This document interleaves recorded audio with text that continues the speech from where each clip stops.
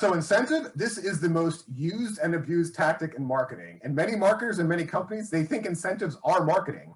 So I like to call incentives the bacon of marketing tactics, right? Because you can take bacon, you can add it to anything and it will taste better. You can take a plain kale salad, you throw in some bacon, it's going to taste better, right? Yeah. What have you done at the end of the day? You're not a chef just because you did that. You got to use it sparingly. So here in the States, you know, right but before our last Great Recession, I mean, they're still doing this somewhat too. American car companies were paying people to buy cars. So like Chevy, Ford, Chrysler, they'll give you $4,000 cash back, $5,000 cash back. We'll give you $8,000 cash back if you just take this damn car.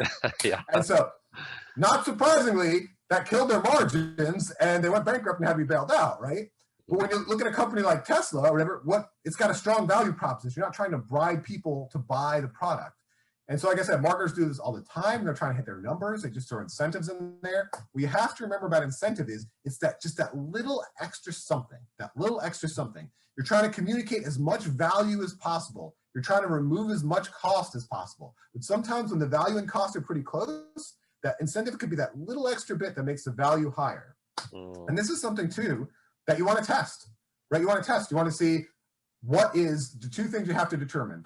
What is the perceived value of the incentive and what is their actual cost to us? So some of the things, the perceived value and the cost, they're going to be pretty in line. We're going to say you get a $25 Amazon gift card to purchase. You know, hey, it's going to be about the same.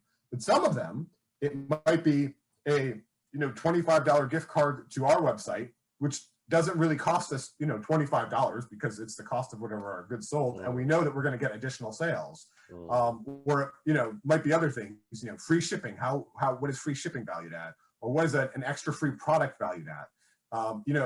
So depending on what the product is, there might be products that you have already that aren't as much additional costs. Like for us, for example, we sell courses and we used to sell benchmark reports, and we had extra benchmark reports from whatever year before we were making the next years. We had them anyway. They were printed. They cost the value of them was $3.97 or $5.97. I don't remember exactly how much, but for us, there wasn't much additional cost. We had them printed anyway. We had to do something with them anyway. So adding that as an incentive to buy a course, the perceived value was high and the actual cost was low. But again, this gets into something to one, mostly understand. It's very tempting. Don't abuse this tactic. What you could do is get a lot of customers in and have a lot of sales and actually not be a profitable company. What you could do is slowly over time just break down the perceived value of your offering in the customer's mind. When they constantly think there's going to be a discount, a coupon, they're going to get something extra free. They don't want to purchase when there's not. They don't see the value as much. And at the end of the day, test to see what's that little extra bit that can get them to act.